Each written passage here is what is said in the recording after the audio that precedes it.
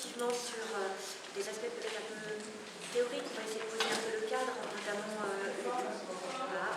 le cadre du concept déjà, du concept de bientraitance pour qu'on soit tous assez au clair avec cette notion. Et puis, dans un deuxième temps, nous aurons donc Madame Aminel, qui est une maman, qui va effectivement nous proposer une illustration clinique, une étiquette. Ah, on ne m'entendait pas. Voilà. Est-ce que c'est mieux là? D'accord. Voilà, donc. Pardon, il faut vraiment le coller. Bon. Ouais, voilà, là c'est parfait. Voilà, donc je suis dans un rapprochement du micro. Donc, un temps d'illustration clinique qui ouvrira à un certain nombre de questions, certainement, ou en tout cas d'analyse, c'est-à-dire qu'il y aura une présentation avec certainement des allers-retours entre Mme Aminel et moi sur comment on peut interpréter, comment on peut analyser une situation qui de fait devient très problématique en termes de confort scolaire et même confort de la personne, et comment à différents moments les choses auraient pu se passer différemment, non pas du fait de la responsabilité d'une personne en particulier, mais des réseaux qui se connectent dans un système où chacun avait l'attente, des demandes, des blocages et résistances qui font qu'une situation qui aurait pu être simple devient effectivement complexe et peut-être malgré. C'est mieux là? Oui, c'est bien. On va changer le micro et on poursuit. Donc pour démarrer, nous sommes sur une baisse en fait du décrochage scolaire du fait des plans d'action qui ont été mis en œuvre, et l'inscription de cette conférence se veut effectivement nous permettre, se veut être dans cette dynamique de régression de ces enfants qui à un moment donné décrochent, sont scolarisés à domicile. On reste effectivement présent en classe, mais on décrochait mentalement, on décrochait psychiquement, on décrochait en tout cas en termes d'apprentissage.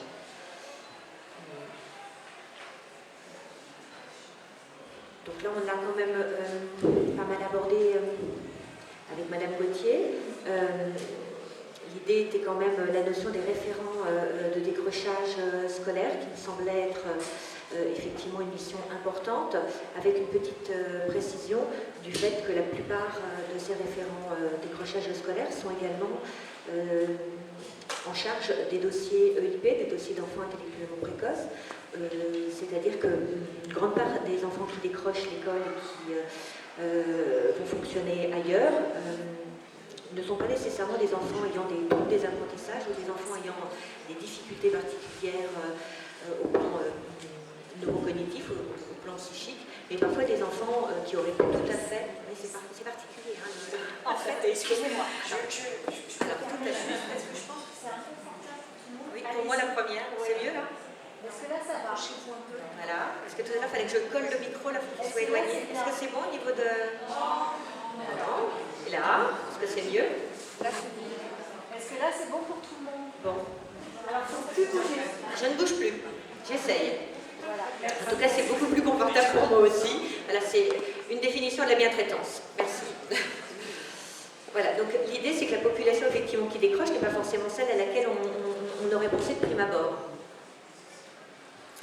Alors, forcément, ça renvoie à la notion de confort scolaire, de climat scolaire. Il y a beaucoup d'écrits, effectivement, du côté de ces préoccupations, avec le souci de gérer une souffrance scolaire, mais également professionnelle. Quels sont les besoins spécifiques des jeunes, comment y répondre. Aujourd'hui, on a quand même une notion plus élargie, scientifique, des besoins spécifiques, avec les apports neuroscientifiques et la connaissance des modalités de fonctionnement du cerveau, on a effectivement davantage accès à ce dont ils ont besoin pour procéder aux apprentissages. En revanche, comment y répondre, avec quels moyens, face à un groupe, et là ça interroge du coup les besoins des enseignants en termes de formation, en termes d'équipement, en termes de possibilités d'accompagnement. Donc, juste un certain nombre, effectivement, d'écrits qui s'interrogent et s'inquiètent du confort scolaire, avec un petit zoom sur les notions pour moi d'espace de confort qui s'intéressent pas simplement à l'épanouissement de l'élève mais à l'épanouissement de la personne, la notion d'espace sécure, les relations aux autres, la crainte effectivement qu'il y ait des manifestations d'harcèlement, nous le verrons décliner tout à l'heure avec la clinique, et un espace d'engagement dans un contexte où la scolarisation est obligatoire et que l'implication ne va pas de soi. Les jeunes sont ici parce qu'ils ont à y être.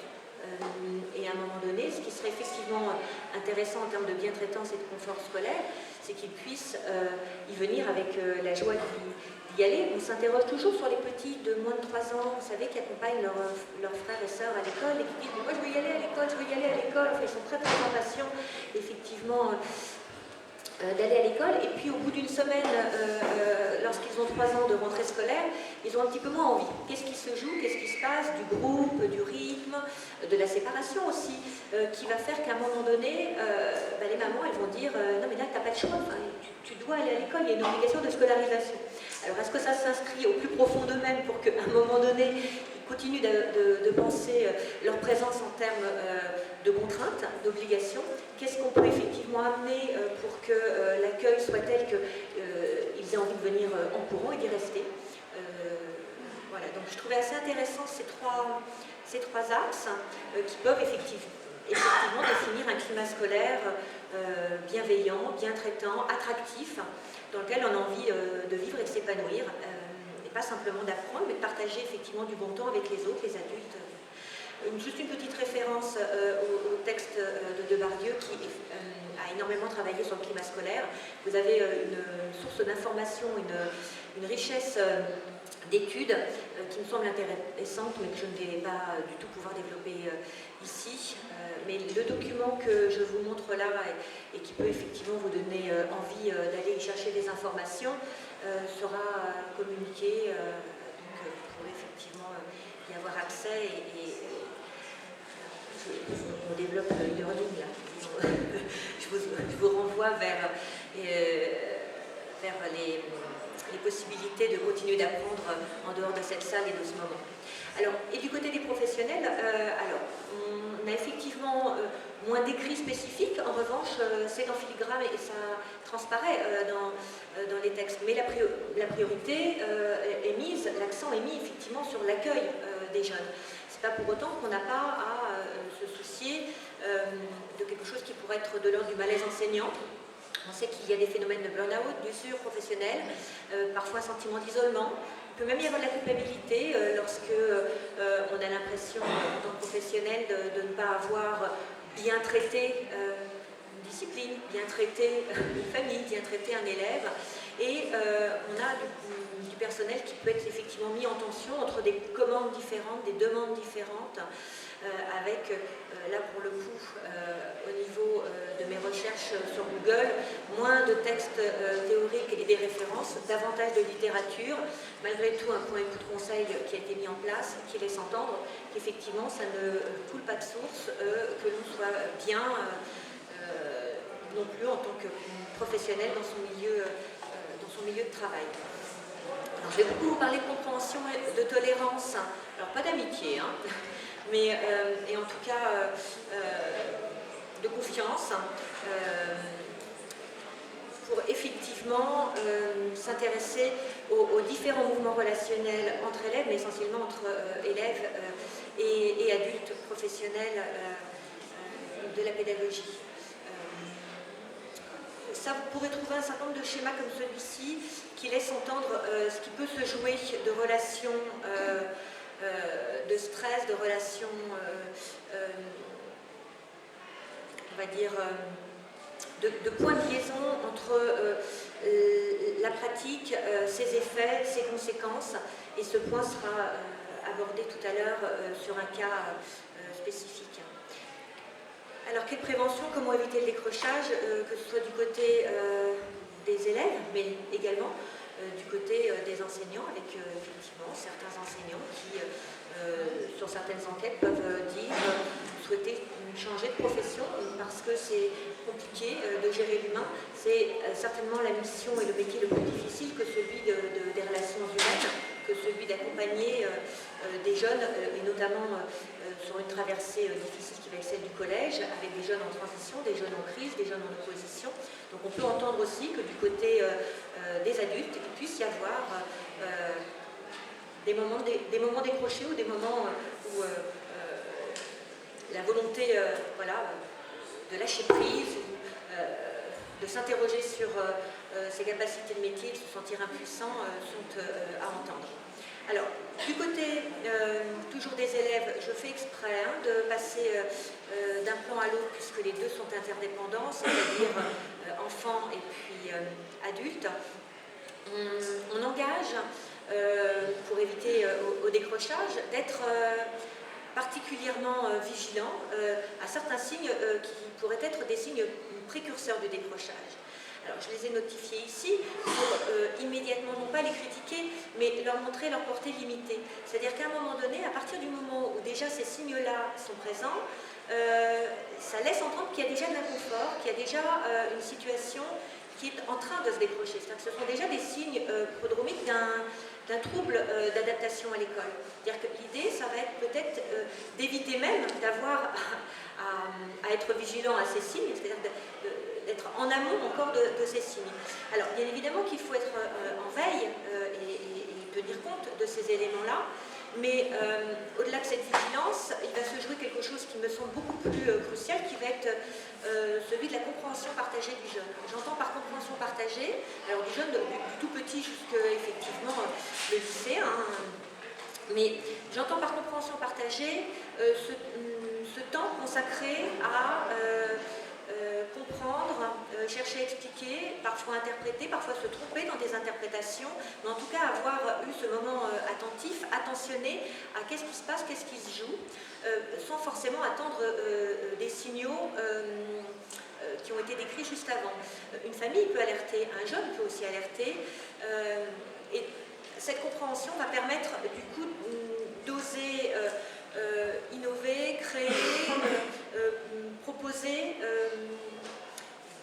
des situations desquelles le jeune va pouvoir se saisir ou pas. Et cet élément de est-ce que le jeune s'en saisit pourra effectivement indiquer un certain niveau de gravité de la situation. C'est-à-dire que parfois, d'anticiper et de proposer quelque chose qui va fonctionner, d'abord évite d'être dans des conditions complexes et maltraitantes, et puis si jamais il ne s'en saisit pas, ça peut être un élément supplémentaire de s'inquiéter, de penser que voilà, on est au-delà d'une mission pédagogique, au-delà peut-être même d'une mission éducative, et de se rappeler qu'on n'est pas tout seul, se rappeler que la famille peut être tout à fait partie prenante de la prise en charge, mais également des partenaires extérieurs et puis toute une équipe. L'idée, c'est de ne pas rester effectivement sur une posture de peur, d'inquiétude. Alors j'aime beaucoup cette citation, je vous l'ai mise. Rien n'est à craindre, tout est à comprendre. C'est-à-dire qu'à partir du moment où on est dans une posture d'inquiétude ou d'attente de signaux qui pourraient être des signaux inquiétants, et qu'on est dans une vigilance extrême, voire une méfiance, la situation est en soi bloquée, manque de souplesse, manque de possibilités d'ajustement. Moi, ce que je vous propose ici, c'est de voir comment une position en fait, de méfiance-vigilance, on voit déjà là une différence de degré, peut effectivement conduire même à des situations de dramatisation ou de stigmatisation. C'est-à-dire qu'il peut y avoir des éléments inquiétants, mais qui ne sont pas inscrits dans la durée, qui vont être au contraire des signaux même intéressants à prendre en compte pour justement intervenir avant que cela s'inscrive dans quelque chose qui soit d'une évolution négative. Donc tout comportement au premier abord perturbant, suscitant notre inquiétude, peut avant tout être compris. Dans les éléments qu'on avait tout à l'heure, on avait par exemple l'absentéisme. L'absentéisme peut correspondre aussi à un mouvement tout autre que celui qu'on imagine, c'est-à-dire qu'il peut y avoir des interprétations extrêmement différentes. Et essayer de comprendre pourquoi l'enfant est absent. Parfois l'enfant est absent parce qu'il est sorti de cours, mais il n'est pas, enfin il est absent de cours, mais il n'est pas absent, il est venu. D'autres fois il est absent, il est chez lui parce qu'il est pris de diarrhée abominable et qu'il a une phobie scolaire. Enfin, il peut y avoir des contextes tellement différents que l'idée de la compréhension, c'est-à-dire d'aller vers le sens et l'origine de pourquoi il nous est montré ça dans le domaine scolaire, m'apparaît indispensable. Alors, la compréhension en fait est à entendre comme une faculté, une action de saisir les causes et les conséquences du phénomène et qui peut l'expliquer. Ce qui peut permettre dans la pratique enseignante d'être davantage en lucidité, à avoir un regard plus éclairé. Ça paraît moins confus, moins sombre, on y trouve du sens. Ça dégage du coup de la perspicacité, c'est-à-dire que, ah tiens, cet enfant-là, ah tiens, ce groupe, ah tiens, cette classe. L'accès au sens va permettre effectivement, en termes de posture enseignante, de trouver des stratégies de gestion qui vont être beaucoup plus opérationnelles et efficaces. Et puis la sagacité, c'est-à-dire une intelligence de tous les instants, c'est-à-dire à un moment donné la capacité de pouvoir éviter qu'une situation s'embourbe au moment où justement on a une saisie. On prend le temps, on questionne, on interroge, on cherche à comprendre et dans un deuxième temps on est dans l'action et on est dans la proposition. La compréhension est également à entendre comme une attitude de saisie du sens de la nature d'autrui. C'est-à-dire qu'à un moment donné, avoir la capacité de se déplacer et de se mettre à la position de celui qui nous parle. Lors d'un entretien avec une famille, si en tant qu'enseignant ou CPE, on développe tous les comportements déviants de l'enfant, parce qu'on a à les dire, on a à informer la famille, faire l'effort, ne serait-ce que 2 minutes, de s'imaginer en place du parent qui entend une énumération de comportements déviants, permet d'avoir une certaine empathie ou une certaine attitude compréhensive de la difficulté aux parents d'entendre la liste des déviances de son enfant.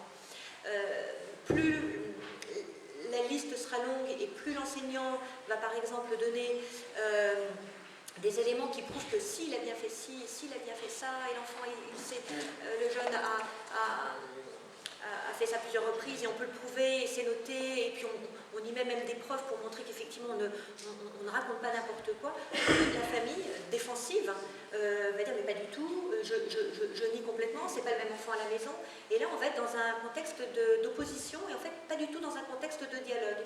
Et il suffit pendant même pas une minute de se dire voilà, si j'étais le parent, comment je recevrais cette information-là. Et ce voyage-là, ça s'appelle de la projection, de la projection en termes psychologiques, on est vraiment dans une identification projective, c'est-à-dire qu'on se met à la place de l'autre, on fait ce voyage-là et on imagine comment on recevrait l'information.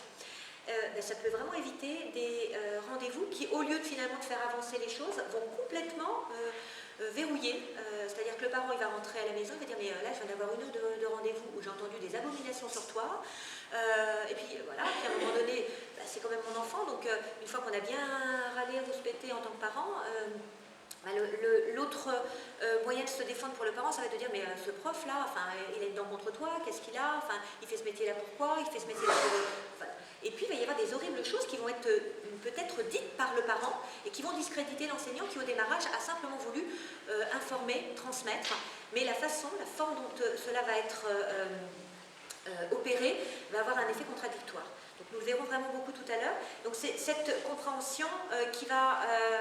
compréhension, c'est prendre avec. C'est-à-dire qu'à un moment donné, on prend avec ensemble une charge, des informations et on le partage. Donc cet effort-là, dont j'ai donné une petite illustration clinique, mais ça me semblait important, va entraîner en fait dans la pratique enseignante une bienveillance, une indulgence, une tolérance, pas simplement à l'égard des jeunes, mais à l'égard des dispositifs, à l'égard des familles, à l'égard des collègues. Alors l'idée, ça va être effectivement de créer moins de distance entre soi et l'autre, d'avoir l'impression de fonctionner ensemble, parce que plus on va être dans le sens, l'empathie et la compréhension, plus on sera dans la confiance et non pas dans la méfiance. Alors c'est vraiment des postures qui nécessitent un travail personnel, c'est-à-dire que j'aurais même tendance à dire ça ne s'enseigne pas ou presque pas, ça s'accompagne. Mais l'idée c'était de vous donner du coup quelques références pour celles et ceux qui seraient effectivement intéressés par ces postures relationnelles. Alors, la posture d'accompagnement, vous avez Maëla Paul qui a beaucoup écrit, vous aurez toutes les références, hein, et qui notamment identifie l'enseignant non pas comme un instructeur, instituteur, répétiteur, mais comme un guide, un accompagnant qui pas suit l'enfant, hein, mais guide l'enfant, l'adolescent sur le chemin de l'apprentissage. En termes de posture professionnelle, mais aussi personnelle, vous avez le concept de seconde peau de Didier Anzieux. Au-delà, vous avez également Bion, qui travaille sur les enveloppes, la question des enveloppes et le filtre et les possibilités de se protéger, mais également les possibilités d'entendre que l'autre ne peut pas tout entendre, que l'autre a également sa propre identité, sa propre structure, sa propre mode de fonctionnement, et que parfois, certaines interventions qui se veulent être efficaces dans la pratique vont avoir un effet, au contraire, de violence, au sens de violence, c'est-à-dire vraiment d'effraction. On effracte l'autre, et du coup, l'autre se protège, ferme le bouclier, et il n'y a plus de communication possible. Pas de communication, pas de compréhension. La posture réflexive, c'est cette... Alors ça, c'est vraiment très en vogue. En tout cas, c'est quelque chose qui se pratique de plus en plus, et vous avez énormément d'écrits concernant la réflexivité de l'enseignant et de toute autre pratique, mais en tout cas des métiers de l'accompagnement, qui visent effectivement à avoir un temps de réflexivité sur soi, sur ses propres pratiques, pour s'auto-enseigner des améliorations personnelles, c'est-à-dire voilà, sortir de certaines de ces difficultés, de certaines de ces situations compliquées pour mieux fonctionner la fois d'après. Plutôt de se sentir acculé et d'être dans l'accumulation, oh, encore une journée difficile, ou encore un groupe difficile, ou encore une altercation avec ce jeune, etc. Et puis avoir l'impression que ça s'accumule et avoir juste envie de lâcher la charge, poser ses valises et décrocher.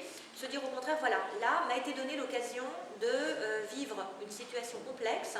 Je ne peux pas en rester là, il faut que je la comprenne, il faut que j'y trouve du sens, et au-delà du sens, que je puisse éviter qu'elle se répète. Éviter effectivement d'être dans des compulsions de répétition et au contraire des améliorations. Alors ça, je ne vous ai pas mis de référence parce que vous avez, il suffit de taper, vous avez énormément d'écrits sur la posture réflexive. Juste un petit encart sur l'analyse réflexive de pratique professionnelle. L'analyse réflexive de pratique professionnelle proposée par Nicole Claire qui fonctionne avec l'université de Cergy propose voilà, vraiment cette technique de réflexivité et de réflexivité partagée, c'est-à-dire qu'on n'est pas seul soit avec ses propres cognitions, ses propres réflexions, mais on met en situation, on propose en situation à un groupe et le groupe entier participe de son interprétation. Enfin, la posture compréhensive empreinte de clinicité. La clinicité, c'est vraiment l'observation, c'est la capacité de relever des signes et d'en faire quelque chose. Ce sont les fameux signaux dont je vous parlais. Donc, vous avez Mireille Cifali qui a beaucoup écrit sur cette posture. Alors, moi j'appelle cette posture raisonnable, pratique, la phronésis, qui vient du grec ancien, qui est un concept en fait philosophique employé dans l'éthique de Nicomaque, traduit par prudence, par Gilles Tricot. Une traduction plus récente de Richard Bodeus correspond au concept de sagacité, on l'a vu tout à l'heure, et en anglais il est souvent traduit par practical wisdom, qui signifie la sagesse pratique. C'est-à-dire que c'est vraiment une intelligence de tous les instants, une intelligence pragmatique de comment effectivement à un moment donné on est capable de lâcher prise. C'est Claudine Blanchard-Laville qui parle de ce concept de capacité négative, c'est-à-dire que la capacité à un moment donné de refuser ou d'accepter de ne pas aller au bout d'un programme, de ne pas faire la séance qu'on avait prévu de faire, de traiter ce qu'il y a à traiter dans l'ici et maintenant parce que c'est la priorité. C'est-à-dire cette capacité de s'adapter, s'ajuster à un besoin qui n'est pas simplement celui de l'institution, mener les enfants jusqu'à effectivement un certain point de leur connaissance. Si les enfants n'en sont pas là, si certains sont dans d'autres préoccupations, à un moment donné, savoir se poser sur les besoins immédiats du groupe ou de certains du groupe. Alors l'idée, ça va être, grâce à cette compréhension, compréhension de modifier les représentations et être suffisamment en accord et en congruence par rapport à ses propres représentations. C'est pour ça qu'on ne peut pas juste comprendre, on ne peut pas dire à quelqu'un mais il faut comprendre. Non, il faut avoir fait le travail de comprendre. Parce qu'essayer de comprendre, c'est faire un effort. Et puis parfois on dit qu'on comprend, mais en fait on ne comprend absolument pas. L'idée, c'est vraiment essayer à un moment donné d'avoir suffisamment d'éléments personnels, peut-être pas trop non plus, pour ne pas être en surcharge, mais en avoir suffisamment pour y comprendre un petit peu quelque chose de ce qui se joue. Et du coup être davantage en confiance, moins en méfiance. Et tout ceci part et rejoint l'idée d'être dans une écoute, une attention compréhensible, et ça modifie le regard. Et on voit le système d'engrenage, c'est-à-dire que plus on est dans un regard positif et qu'on est capable de penser que l'autre va nous apprendre quelque chose de lui-même, ou que la famille va nous apprendre quelque chose de l'enfant, ou que tel et tel autre collègue n'a pas du tout le même point de vue sur le même enfant, c'est un point de vue radicalement différent, ce point de vue-là ne vient pas contredire, mais au contraire, le compléter, le rendre plus dynamique, vivant, et permettre une vision de l'autre beaucoup plus, moins parcellaire et beaucoup plus humaine.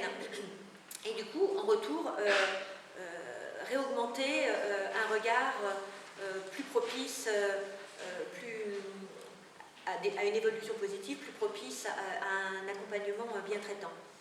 Alors, vous connaissez tous l'effet Pygmalion positif ou négatif, donc c'est l'histoire effectivement d'une boucle qui peut se jouer vertueuse ou au contraire vicieuse en fonction de la dynamique positive ou négative qu'on y met. Donc on appelle aussi ça la prophétie autoréalisatrice. Donc vous avez une étude de Rosenthal et Jacobson, juste comme ça et un peu caricaturalement, on donne à deux groupes d'enseignants des indications sur des élèves. Pour certains élèves, on dit qu'ils ont un QI supérieur à la norme. Pour les autres, on leur donne comme information qu'ils sont plutôt dans le déficit. Et en fait, les exigences, les attentes, etc.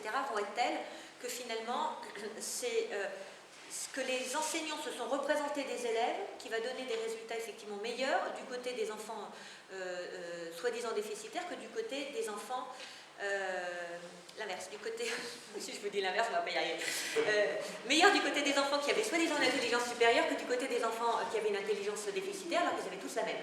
C'est-à-dire qu'en fait, à intelligence égale, la représentation que les adultes avaient de leur groupe menait le groupe considéré comme étant plutôt savant à un niveau significativement supérieur au groupe jugé étant dans l'impasse, dans l'impossibilité, dans des freins de pensée, alors qu'ils avaient la même intelligence. Donc, cela signifie que le regard posé sur l'autre va avoir un impact énorme, peut-être le même, peut-être autant que les outils choisis, que la façon d'enseigner. Voilà, donc, je vous invite à regarder des choses autour effectivement de ce regard optimiste qui peut permettre la formation, la transformation positive. Donc l'idée, c'est de ce que je vous présente depuis tout à l'heure, c'est vraiment de transformer nos représentations. En fait, par le biais de la connaissance, c'est-à-dire que ce n'est pas simplement parce que je vous le dis, c'est parce que vous allez connaître et peut-être vous renseigner encore, par la connaissance du monde, en fait, va s'organiser les images de ce monde. En fait, la perception que l'on a du monde, le monde en soi, existe que par notre propre vision. Donc c'est la façon dont on va voir les choses qui feront que ces choses seront plus ou moins supportables à regarder, plaisantes, et avec lesquelles on sera effectivement en capacité de pouvoir œuvrer. Une petite mise en situation, je vous laisse quelques secondes pour essayer de lire ce message.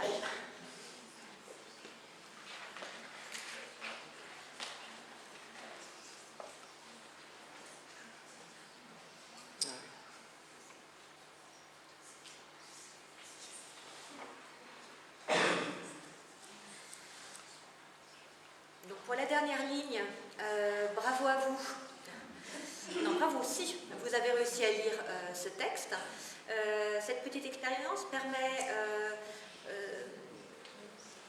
de voir comment nous sommes en capacité de transformer et même d'éprouver, de dépasser des situations problématiques. À la fois, on a un automatisme de lecture, on va pouvoir effectivement repérer que telle lettre, que tel chiffre, voilà, on va opérer à certaines stratégies, mais ceci n'est possible que parce que nous avons des capacités d'adaptation, de transformation.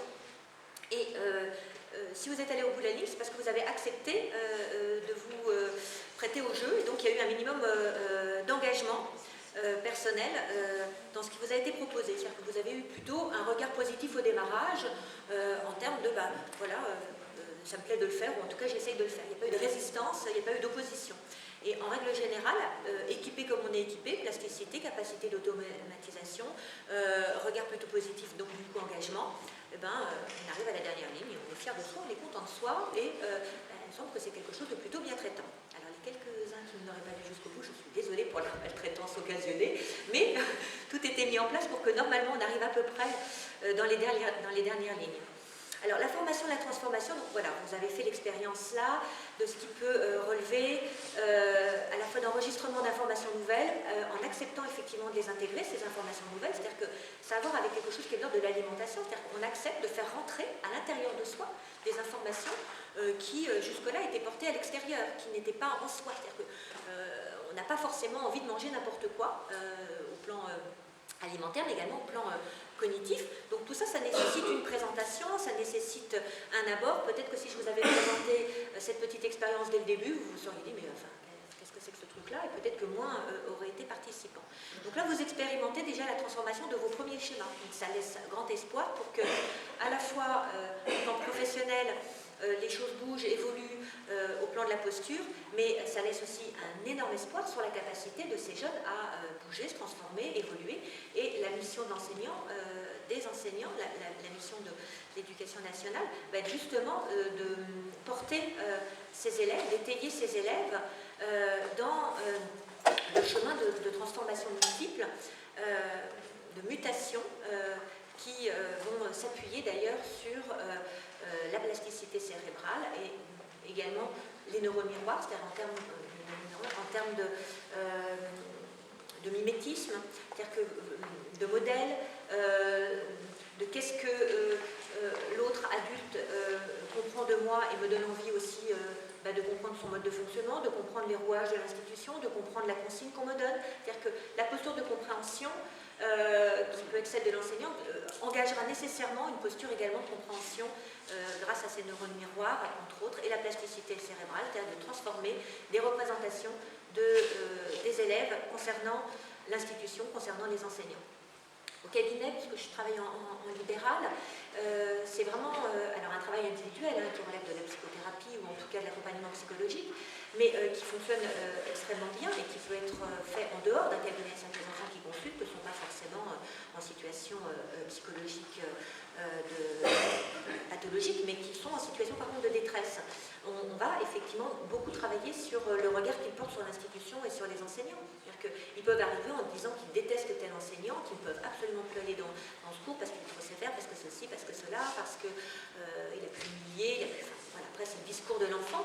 Et il suffit voilà, de proposer ce voyage-là, c'est-à-dire que là c'est l'élève qui se met à la place de l'enseignant, qui comprend les rouages de la structure et qui à un moment donné va se dire mais c'est pas contre moi, ou c'était pas nocif, il n'y avait pas d'intention de me nuire, c'était juste une exigence pour me porter effectivement à un niveau duquel je serais très satisfait d'être quand je me serais laissé mener.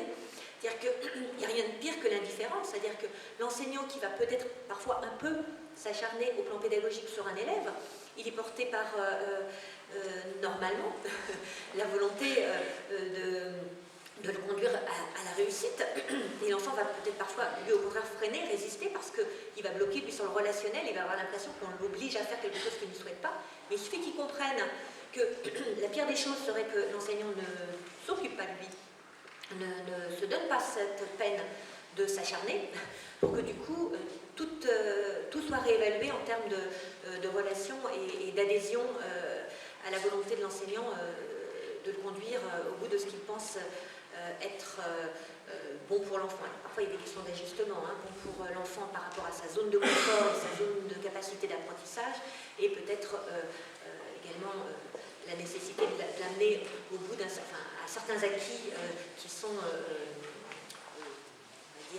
injoncté par l'institution.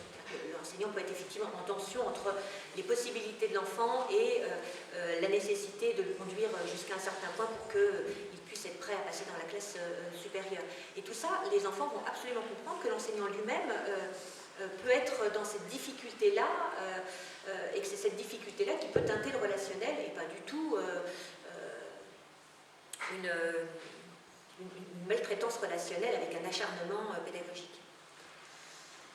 Alors, je voulais, déjà 11h-5, faire juste une petite incursion sur mon travail de recherche, puisque ce sont toutes ces questions-là qui m'intéressent, mais qui intéressent également les deux universités dans lesquelles je suis, l'université de Nantes et plus particulièrement l'université UCO, l'université catholique de l'Ouest, dans laquelle il y a la seule unité de neuropédagogie, dirigée par Madame Pascale Toscani. Donc c'est un DU qui est offert aux enseignants, publics, privés, offert également à d'autres personnels qu'enseignants, mais vu la liste d'attente, c'est essentiellement des enseignants qui sont formés sur ce DU. Et donc, si mon sujet a été validé, c'est qu'il correspond effectivement à des préoccupations universitaires, et on sait très bien que ça peut donner l'occasion de recherche, d'écrit, et du coup ça redescend à un moment donné sur le terrain, dans la pragmatique du quotidien des jeunes et des enseignants. Donc, mon hypothèse de travail, c'est que l'ajustement continu des pratiques pédagogiques, donc cette fameuse sagacité, aux modalités neuropsychocognitives, c'est-à-dire qu'on s'intéresse également, on ne se prive pas de l'éclairage neuropsychique qui nous est donné et qui donne corps finalement à certains empêchements. C'est-à-dire que ce n'est pas un manque de volonté nécessairement, ce n'est pas un manque de motivation, ce n'est pas de la fainéantise, ça peut être effectivement de la fatigabilité psychocognitive. Enfin, vous voyez, avoir effectivement des vrais cadres et des vraies limites de jusqu'où je peux aller avec tel et tel élève. Donc, les modalités particulières des élèves en fonction de leur âge, et puis de certains élèves en fonction de leurs troubles. Et donc, pour moi, c'est cette connaissance-là qui est une condition incontournable de bien-traitance. Pour bien traiter, il faut savoir aussi ce qu'on traite. Est-ce qu'on traite un enfant lambda? Est-ce qu'on traite un enfant 10? Enfin, voilà. Alors, quand même, une petite incursion sur la définition. Bien-traitance, vous l'avez vu sur la fiche sans tiret. Au démarrage, il y avait un tiret, c'est un concept qui a été repris. C'est Daniel Rapoport qui parlait de bien-traitance, et c'est vrai qu'on a tout de suite en arrière-point l'idée qu'à la place de bien, on aurait maltraitance. Alors que ça n'est pas du tout son contraire. C'est vraiment une conception, et le trait d'union cherchait au contraire à penser en termes de transversalité, d'approche pluridisciplinaire. Maintenant, on était au démarrage, effectivement, des enfants de la petite enfance, enfin, des enfants de crèche, on était vraiment sur la petite enfance, avec comment on traite les enfants en structure et en famille, et avec la nécessité de promouvoir une véritable culture d'une évaluation conjointe partagée de la prévention. Ça a été repris par la Haute Autorité de Santé, avec des recommandations de l'ANESM pour d'autres usagers que les enfants. Ça a été repris pour les patients, les soignants soignés, avec l'idée en fait que l'accueil du soigné par le soignant, l'accueil du soigné par le soignant, devait se faire selon certaines dimensions qui veillaient à la bien-traitance, notamment le placer comme acteur de son parcours de soins.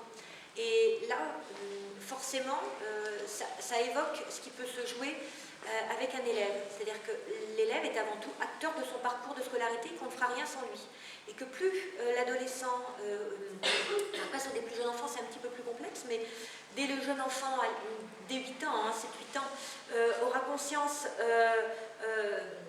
d'agir ses apprentissages, de fonctionner dans ses apprentissages comme étant vraiment partie prenante et pas simplement porté, étayé, poussé même par l'enseignant, mais comme ayant sa propre capacité à gérer ses apprentissages, plus il sera engagé, impliqué, et plus il pourra y avoir une alliance enseignant-enseigné. Donc l'idée, ça a été effectivement de faire un transfert d'un certain nombre de préconisations, de points développés dans la relation soignant-soigné à la relation enseignant-enseigné. Alors, le docteur Pouet, je ne sais pas si vous connaissez le docteur Pouet, docteur Mazot, docteur Habib, sont des médecins qui ont énormément travaillé sur les troubles 10 et les prises en charge dans les écoles.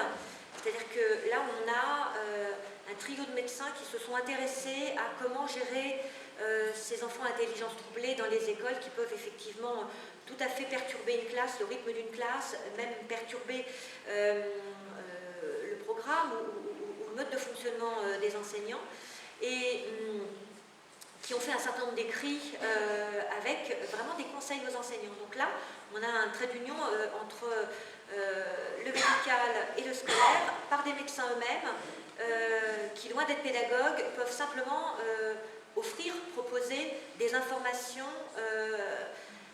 qui permettent de mieux traiter, au sens pas traiter soin, mais de mieux traiter les élèves dans leur parcours pédagogique. Alors j'aimais bien voilà, la petite phrase, alors je vous l'ai mise. C'est vrai que c'est vraiment une capacité d'être en bonne disposition envers autrui. Bon, voilà, ça c'était mon sujet. Donc ça implique nécessairement tout ce qui est de l'ordre des métacognitions, c'est-à-dire que ça nécessite une certaine connaissance de l'enseignant, des modalités de fonctionnement des élèves, mais également une certaine connaissance de l'élève lui-même, de ses modalités de fonctionnement pour qu'il puisse les communiquer à l'enseignant. C'est-à-dire que l'enseignant qui voit un enfant, ça fait un quart d'heure qu'il est devant sa copie, il ne fait rien, c'est pas forcément de la résistance passive, c'est pas forcément de l'opposition, ça peut être une situation de blocage. Si l'enseignant prend le temps de demander effectivement à l'enfant mais qu'est-ce qui se joue là, qu'est-ce qui se passe, plutôt qu'effectivement lui dire écoute là, il faut que tu travailles, qu'est-ce qui se passe, enfin, voilà, être dans la réprimande, mais vraiment voilà, une attitude de compréhension, mais que l'enfant n'a pas les moyens d'expliquer ce qui est en train de se jouer pour lui, la communication va vite être terminée. Donc ça nécessitera effectivement que l'enfant lui-même soit de plus en plus en capacité de dire ce qui se joue pour lui et qu'il ose dire ce qui se joue pour lui, c'est-à-dire par exemple là, l'enfant peut tout à fait dire c'est pas que ton travail me plaît pas ou que j'ai pas envie, je me suis couché tard hier soir parce que j'ai regardé The Voice, non, c'est là, la consigne je la comprends, mais je la comprends comme ça, j'ai l'impression que c'est pas ça. J'ai regardé sur mon camarade et il fait pas du tout ça. Donc là, c'est pas qu'il a triché, c'est qu'il a été se référer avec ses neurones miroirs, il a été se référer et s'intéresser à son voisin pour voir s'il avait bien compris. Il s'aperçoit qu'il a compris la consigne mais autrement et il ose dire à son enseignant qu'il a un souci de compréhension de la consigne, donc il ne peut pas démarrer. Et là, au lieu d'être dans une situation où on finit avec le carnet de liaison de l'enfant sur le bureau et un mot aux parents en disant que l'enfant, c'est pas la première fois, il est en refus, même pas il commence son travail, on va être dans une prise de conscience de ce qui peut se jouer pour l'enfant en difficulté de commencer. Donc, ça nécessite effectivement pour les enseignants, alors on n'en est pas tout à fait là, hein, là je suis vraiment sur un travail de recherche, mais ça arrive tranquillement, de remettre le cerveau, la préoccupation du cerveau et des modalités de fonctionnement au sein de la classe. C'est-à-dire que l'enfant il a besoin de comprendre pourquoi on lui demande de faire ce travail-là. Il ne va pas avoir de salaire, il va avoir son passage, maintenant presque passage obligé, il va avoir des bonnes notes ou pas, quand il n'en a pas du coup qu'elle accroche. À un moment donné, qu'il comprenne ce que sollicite la tâche au plan cognitif. Donc vous avez un très bon ouvrage, et vous en avez d'autres, hein, je vous en ai mis qu'un, donc de Pascal Toscani. Et puis on voit que petit à petit, là, ces deux ouvrages récents vont permettre effectivement, donc cette littérature va permettre aux enseignants et même aux familles hein, de s'intéresser à cette dimension du rapport entre la tâche, l'exécution de la tâche et qu'est-ce qui se joue au plan cérébral. Donc on est vraiment toujours dans une compréhension et une compréhension à notre niveau. Là c'était juste comme ça pour le plaisir, voilà, comment les enfants peuvent se représenter des situations de travail ou des situations de pensée en classe. Donc ma recherche va viser essentiellement la compréhension de ce qui se joue donc au plus proche, au plus profond du rapport de l'élève à son enseignant et à son travail, au savoir en règle générale. Donc on est vraiment sur la dimension méta, avec, alors je ne vous l'ai pas décomposé, mais quand on est effectivement sur pédagogue-élève, on va être plutôt sur du relationnel. Si on est entre élève et savoir, on va être davantage sur l'apprentissage, l'élève face au savoir. Si on est entre pédagogue et savoirs, on va être davantage dans un contexte de transmission. Or, tout ça est complètement intriqué, et à un moment donné, l'idée, c'est peut-être de dégager le pédagogue de sa mission de simple transmission, et plutôt être dans une posture donc, de compréhension. Je te donne à comprendre, et j'ai besoin de comprendre aussi comment tu fonctionnes pour mieux t'accompagner dans tes apprentissages. La connaissance partagée va se faire sur les 4 grandes dimensions du fonctionnement psychique, qui vont être l'identité, le psychique en général, le cognitif, le comprendre, le savoir, tout ce qui va être vraiment de l'efficience intellectuelle, le conatif, tout ce qui va être motivation, implication, et l'affectif, confiance, estime de soi. Donc vous voyez, la partie transmission, on n'est que sur un des 4 éléments. Les processus neurocognitifs engagés dans les tâches d'apprentissage, en fait, doivent être liés entre ces 4 sphères et comprises par l'enseignant et données à comprendre ou à entrevoir par l'enfant pour que des choses se jouent de la personne tout entière. Alors ça nécessite un déplacement, c'est-à-dire qu'on n'est plus effectivement au niveau enseignant dans une transmission des savoirs encyclopédiques, des savoirs scolastiques, mais on va davantage vers une posture d'accompagnement à la construction de savoirs propres. Donc ce déplacement professionnel nécessite forcément un changement de posture relationnelle. On n'est plus dans une posture descendante. On garde sa posture haute en tant qu'adulte, on garde sa posture haute en tant que fonctionnaire, on garde sa posture haute au plan du respect de l'institution, de la personne et du métier. Mais en revanche, on peut effectivement être beaucoup plus en transversal, beaucoup plus en accompagnement, beaucoup plus à côté pour pouvoir fonctionner avec le groupe et les élèves en particulier. Donc ça nécessite un trajet de modification des praxis professionnelles. Donc on n'en est pas tout à fait effectivement là, parce que ça nécessite du coup une supervision, un accompagnement à l'accompagnement, une analyse des pratiques professionnelles, pour pouvoir passer d'une fonction de transmission où l'adulte incarne, enfin le maître, il incarne le savoir. Maintenant on sait bien que le savoir c'est plus le maître, c'est Google. Donc les outils d'aujourd'hui vont faire que, voilà, dans tous les cas, l'enseignant ne peut plus conserver la place qu'il pouvait avoir il y a quelques années. Donc il n'est plus seul détenteur du savoir, l'enfant aussi possède un certain nombre de savoirs propres sur ses propres modes de fonctionnement. La famille aussi possède un certain nombre de savoirs sur les conditions de vie de l'enfant. Les professionnels de la santé disposent aussi d'un certain nombre de savoirs sur les rééducations, sur les troubles de l'enfant quand il a une intelligence troublée. Donc l'enseignant n'est plus seul détenteur, et donc il n'y a aucune raison de garder cette fonction de pure transmission, même s'il y en aura de la transmission, et plutôt d'utiliser son temps, son espace dans l'accompagnement et l'organisation des savoirs. Voilà, ça je l'ai dit. À quelle heure? Alors un tout petit zoom sur l'échelle de mesure du vécu scolaire. En fait, dans le cadre de ma recherche, on s'est intéressé à comment du coup comprendre là où en était l'élève, là où en sont les élèves. Donc on a créé une échelle pour justement aller chercher ce qui était de l'ordre du confort scolaire ou de la souffrance scolaire ou pédagogique des élèves en situation d'apprendre. Alors, je vais peut-être passer sur la méthodologie pour qu'on ait le temps quand même de voir d'autres choses, mais globalement ce sont des... il y a un certain nombre d'items qui ont été proposés qui ne sont pas des questions, qui sont des formulations reprises de ce que j'ai pu entendre dans ma pratique de psychologue scolaire, 15 ans quand même, et de ce que j'ai pu entendre au cabinet, une douzaine d'années, sur le vécu des élèves. Ce ne sont pas des plaintes ni des revendications, les enfants ne se plaignent pas.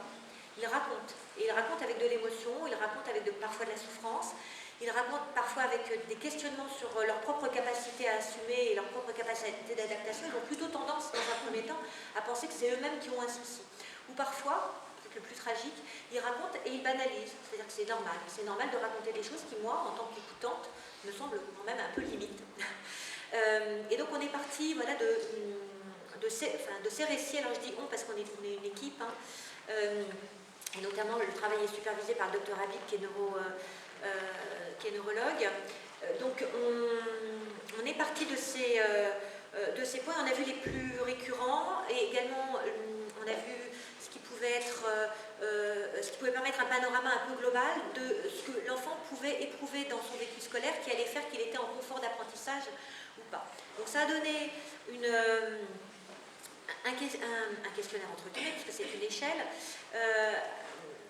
où l'enfant en fait est interrogé de façon individuelle, mais on l'a fait aussi en collectif. Hein. Donc pour la passation et l'évaluation de l'outil lui-même, ça a été fait en individuel. Et on a vu également comment ça pouvait être utilisé en collectif. L'intérêt du collectif, ça va être d'avoir une notion de comment le groupe classe, comment une classe entière se sent à l'école. En individuel, ça a un intérêt beaucoup plus clinique d'aller comprendre ce qui se joue pour l'enfant. Voilà. Mais là, ça nécessite effectivement une passation en duo, donc qui est moins simple à mettre en place. Donc voilà, c'est la composition de l'échelle. Donc en fait, l'enfant entend un certain nombre d'items et il doit, sur une réglette, évaluer de 0 à 10 comment il s'y reconnaît, comment il s'identifie à la proposition. Alors on va peut-être voir sur quelques diapos. Alors les 4 sphères y sont. On les a répartis par sphère, sauf que les items ont été mélangés de façon aléatoire. Les enfants ne savent pas du tout quand on est dans un registre ou dans un autre. Par contre, en termes de récupération des scores, établissement d'un profil de groupe ou profil d'un élève, on peut après aller voir où ça pêche.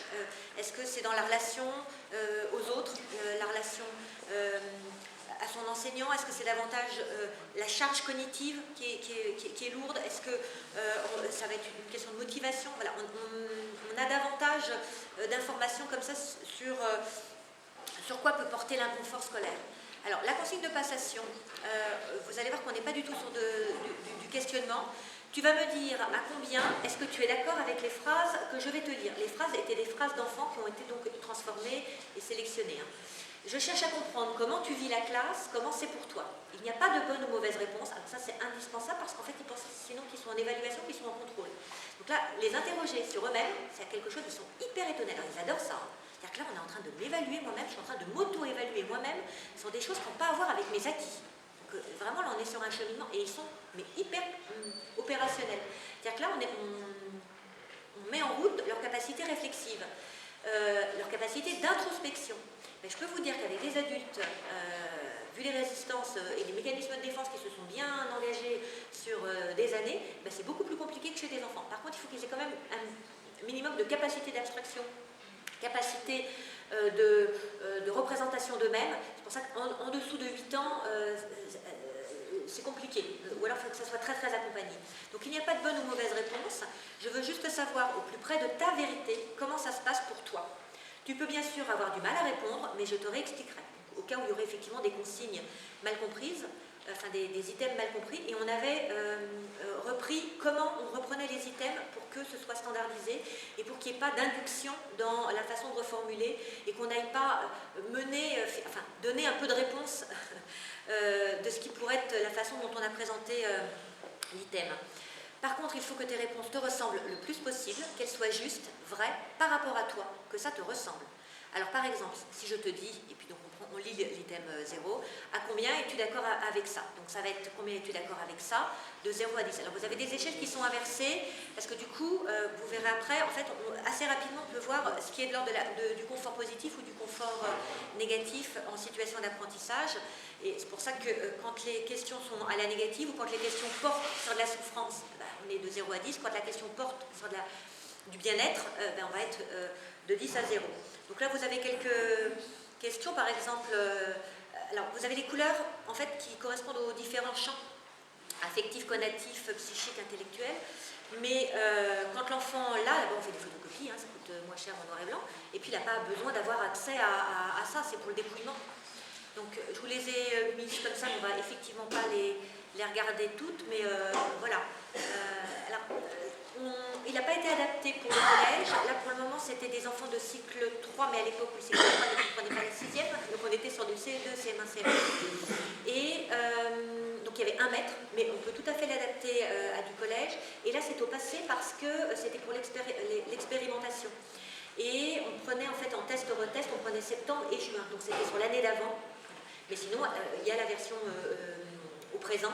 Et et l'enfant peut dire donc, dans l'état actuel comment il vit les choses. On lui dit effectivement que c'est anonyme et qu'aucun de ces résultats, de ces profils ne seront transmis à l'enseignant, qu'en revanche, il peut y avoir des prescriptions, des indications, des conseils donnés. C'est-à-dire voilà, que l'idée de la bienveillance et de la bientraitance, ça va être d'utiliser du contenu pour pouvoir renseigner là où c'est renseignant et là où c'est intéressant. Mais par contre, pas une divulgation immédiate, nominative de ce que l'enfant aurait répondu, comme ça il peut répondre avec plus d'authenticité. Voilà la réglette. Donc l'enfant a vraiment la possibilité de montrer avec son doigt, ça peut être nous aussi, des fois on ne sait pas pourquoi il va dire les chiffres. Alors ça je suis à 7, hein. Alors là ça je suis à 10. Ça j'hésite, je suis à 3, non je suis à 5, ah non finalement je suis à 6. Parfois ils mettent du temps à évaluer et on sait aussi que l'enfant peut avoir du mal à ajuster sa réponse, du coup on a fait vraiment des catégories, confort, confort convenable, climat moyen, climat problématique et inconfort, sur plusieurs chiffrages, c'est-à-dire qu'après on réduit quand même l'empan des possibles. Voilà, alors assez simplement, hein, quand on est à 0, parce qu'on explique que quand on est à 0, c'est non, pas du tout, jamais, pas du tout, j'ai du mal à me lever le lundi matin pour aller à l'école, pas du tout, jamais, je n'arrive pas à finir mon travail et je suis obligée de le finir pendant la récréation. Ou alors, et puis ça va jusqu'à 10, oui tout à fait, toujours, mais ça m'arrive tout le temps. Et puis après des stades intermédiaires pour que l'enfant puisse se situer. Donc voilà, donc une passation simple avec du fluo, c'est le manque à bout. J'ai dû effacer. Voilà. Donc on s'est trouvé à un moment donné dans la nécessité d'écrire en plus à l'enfant. Alors ça c'est lors de la première passation, parce qu'en fait c'est vraiment tellement nouveau de fonctionner comme ça. Tout est expliqué. Donc ça c'est en septembre. En revanche, quand on leur repropose en juin, on n'a rien besoin de leur dire. Et ils le passent, mais à une rapidité, et ils sont impressionnants. Donc voilà une fiche de recueil des valeurs. Donc quand vous êtes sur la partie gauche, ça veut dire que vous êtes dans un grand confort, et plus vous allez vers 10, plus ça laisse entendre que l'enfant est en souffrance. Donc ça peut être lu au sens global, c'est-à-dire qu'après on récupère tous les chiffrages et vous verrez on a des tableaux, mais après on peut avoir aussi une lecture clinique. Là par exemple, si on regarde les zones d'inconfort et les zones de souffrance, on peut dire que c'est un élève calme, concentré, alors il s'évalue comme ça, hein. Il se dit calme, concentré, intéressé, ils sont plutôt sévères avec eux-mêmes. Hein. Intéressé par la classe, il ne demande pas d'aide, il est inquiet, mais pas affecté par la difficulté à dépasser, mais il y a de l'inquiétude, il manque de confiance en l'autre, c'est pour ça qu'il ne demande d'ailleurs pas d'aide, il est anxieux avec des signes de stress, surtout face aux évaluations. On a des éléments psychosomatiques hein, qui peuvent nous donner effectivement des éléments de stress. Et voilà sur une école, on a comme ça donc des pics, par exemple on va aller regarder l'item 3, on va aller regarder l'item 5, on va aller regarder ce qui se joue effectivement, et ça permet à toute une équipe, ça permet au niveau même d'une école, alors ça peut être au niveau de la classe, mais ça peut être au niveau d'une école, de dire bah mince, là il y a quelque chose qui se joue autour de l'évaluation. Donc j'ai fait un retour sur l'école du village avec M. Perron, puisqu'il a accepté que je passe cette évaluation dans son école. Et donc c'était super intéressant parce que lors d'un entretien, ça renvoyait vraiment à certaines fragilités, et notamment par exemple pour le CM2, les évaluations. Le fait de terminer son travail, le rythme du travail, avec une angoisse du collège et de la 6e qui était plus fort, enfin voilà. Donc souvent après dans le dialogue, parce que l'introduction des notes avait été mise, je vois des signes dans la salle, l'introduction des notes était arrivée sur la CM2, c'est-à-dire qu'il n'y avait pas de notes jusqu'au CM2, au CM2 d'un seul coup des notes, et d'un seul coup ça avait complètement changé le statut de l'évaluation, et donc du coup on avait des élèves qui montraient des signes de stress par rapport aux évaluations, alors que l'année d'avant pas, et ça n'avait pas du tout à voir avec le relationnel à l'enseignant, ou pas aux caisses, ou même au groupe classe, parce que c'est toujours le même, ils se suivent, c'est une classe unique, mais à voir avec le système de notation. Voilà, donc 183 enfants quand même, qui permettent effectivement de valider cette grille, et qui peuvent du coup donner un moyen d'aller chercher la notion de confort, de bientraitance du côté des élèves, non pas pour évaluer une structure, évaluer une pédagogie, évaluer un enseignant, mais évaluer les zones d'amélioration possibles et d'ajuster les pratiques.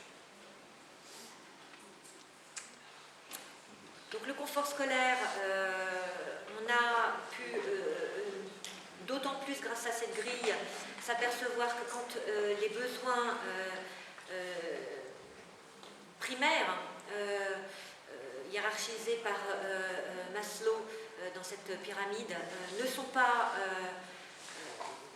comment dire, pris en compte, on ne peut absolument pas arriver au point 5, c'est-à-dire être dans le développement de ses connaissances, de ses valeurs, être dans l'épanouissement, être dans la capacité à apprendre et en faire quelque chose de ses apprentissages. Parce qu'on peut apprendre effectivement bachoter la veille pour le lendemain, et ça ne correspond pas à ce que l'on considère être le développement des connaissances et les apprentissages en soi. Donc on voit, première échelle, besoin physiologique, faim, soif, survie, sexualité, repos, habitat, ça vaut pour les adultes, hein, ça vous avez certains. Mais bon, la sexualité n'empêche que. Mais voilà, soif, l'enfant qui a soif et qui n'ose pas demander, ou qui n'a pas le droit de sortir, là, ou qui, et qui peut effectivement être en situation de être davantage comment dire, interpellé par le fait qu'il a soif, qu'il a besoin d'aller aux toilettes, et ben pendant une heure, il va davantage penser à j'ai soif ou j'ai besoin d'aller aux toilettes que penser à ce qu'on va lui proposer comme activité. C'est-à-dire que ça peut être perturbant effectivement de laisser sortir un enfant et de lui dire non mais la récré elle est dans où tu sors, voilà, tu reviens de récré. Ah oui, tu reviens de récré, donc t'attendras la prochaine pause. Oui, sauf que il attend la prochaine pause, mais il fait que ça, il fait que attendre la prochaine pause et il va davantage